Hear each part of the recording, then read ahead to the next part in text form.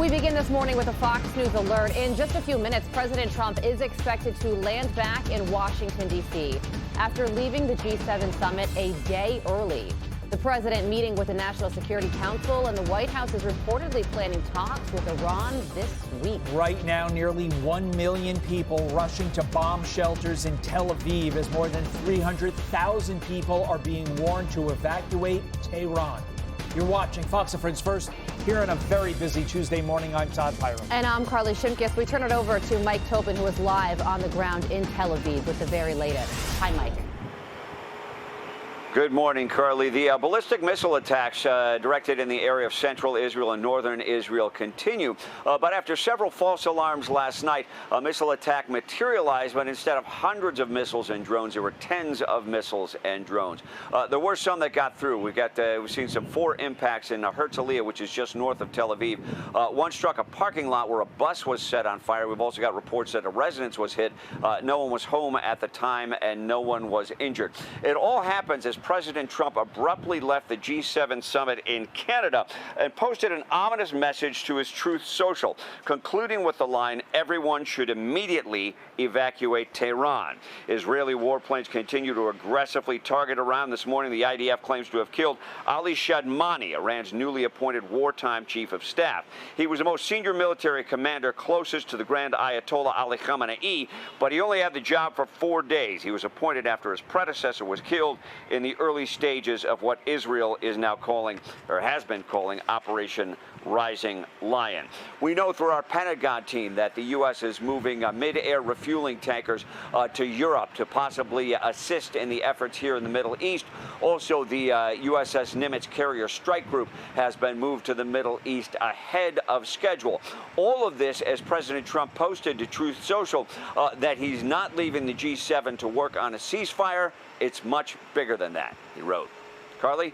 Yeah, Mike, 2 things happened last night within the hour of each other. The first was that the president announced that he is going to be leaving the G7 summit a day early. And if that wasn't surprising enough, he also posted on Truth Social warning all civilians to leave Tehran. So the indication would be that that something major is happening. As we ask this question, I believe that we're seeing the plane that president is on. As we said, that he did leave that G7 summit in Canada. And it's just touching back down at Joint Base Andrews. So as he gets set to deboard that plane, I'm going to continue my question with you. And it would indicate by that Truth Social post and the fact that he left the summit early, that Israel is planning something big. Is that the sense that you're getting when it comes to all of this?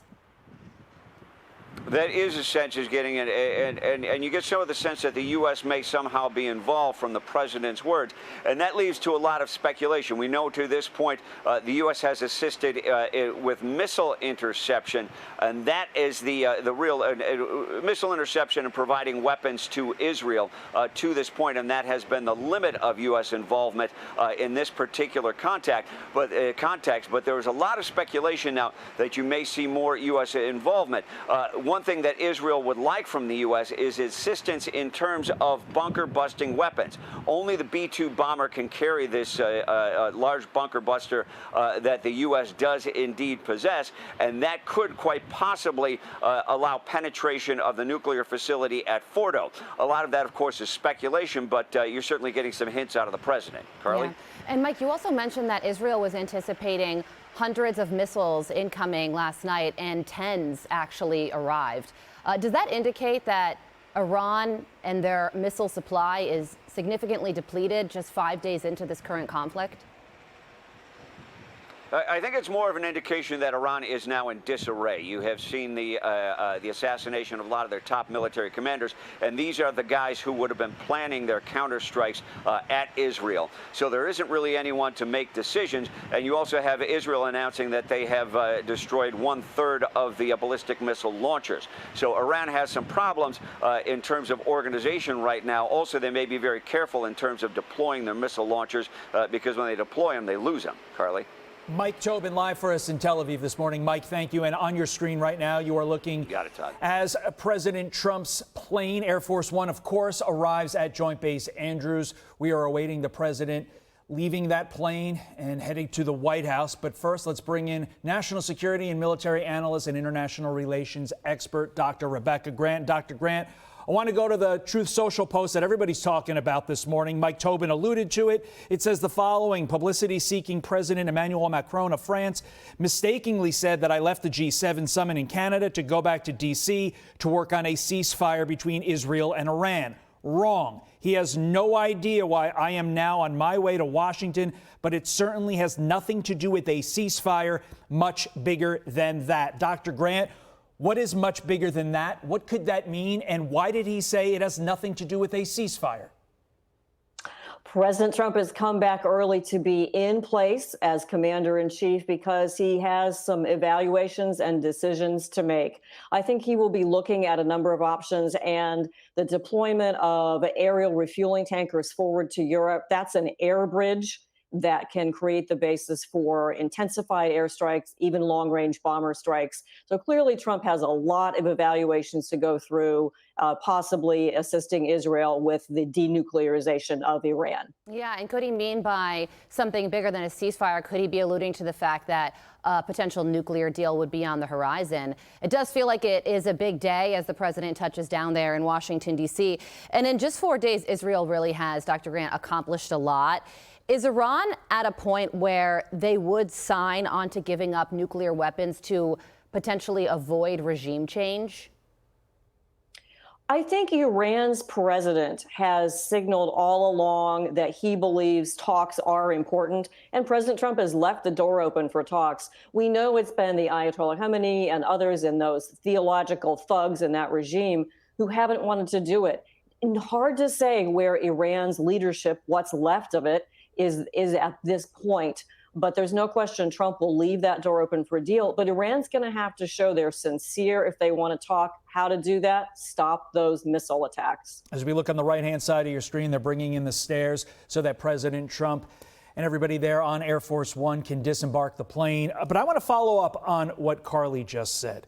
The question remains to me, Dr. Grant, how can we even trust that Iran will honor any deal, in my estimation, if the current regime remains in place? And yes, that leads to that question of regime change.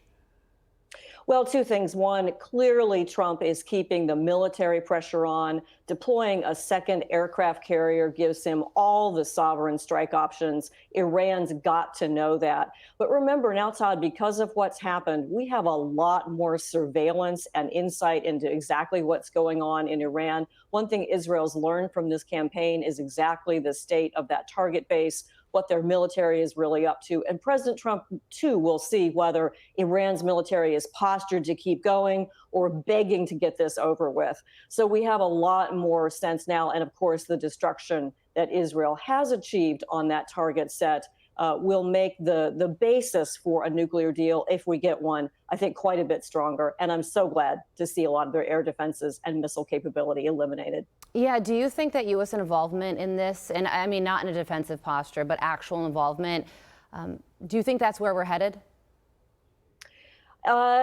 Certainly that is the overture that is being made with the tankers, the aircraft carrier and the tankers. That's a message that the U.S. is ready to get more involved. Don't underrate the defensive posture that we're in. Space Force is watching every one of those Iranian missile launches. We've seen the Navy up intercepting, and you can bet Navy and U.S. land-based aircraft on patrol in that region as well. We're already pretty involved, and Trump is pointing out to Iran and others that there could be more to come from the U.S. if Iran won't talk. Any second now, the president will emerge there and walk down the steps out of Air Force One.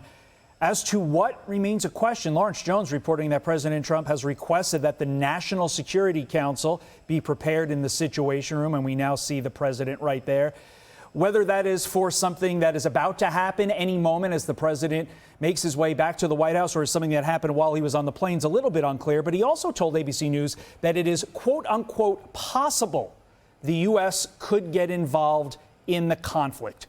What's your read on those 2 points, Dr. Grant? That tells me that General Kane, Chairman of the Joint Chiefs of Staff, and others have given Trump a full suite of options starting with watching and continuing the defensive all the way up to, Mr. President, if we want to use the B-2 bomber on the Fordow site, here's what it would look like and here's what it would take. I suspect Trump has not actually made that decision among those options yet. And that's why he's going to want to be able to be back in the Situation Room where he can talk to CENTCOM, the other commanders, and his cabinet, Secretary Hegseth, General Kane, and all those, and make that final decision. Yeah, that's right. And, there is also reporting, Dr. Grant, that President Trump and the White House could be in talks with Iran to continue with nuclear discussions at some point this week. And given the number of senior military leaders that Iran has already lost due to these Israeli airstrikes and the number of damage that these nuclear sites and missile sites have already taken, you can imagine that when it comes to the posture and who has the leverage, I mean, these talks could significantly change between the last round 2 weeks ago and the one that could take place this week. Oh, yes, the situation for the talks has changed enormously. And Iran's typical pattern, having done some strikes now, more than a dozen barrages against Israel, would kind of be to stand down. And who knows what they'll really do. But at this point, the leverage rests with Israel and also with the U.S. And this is what Trump's going to want to evaluate. I'm sure there is also some back channel diplomacy going on, either with other allies and partners in the region or other nations. So there are going to be diplomatic inputs, there'll be military inputs, latest intelligence, our great surveillance, looking at what Iran is really up to.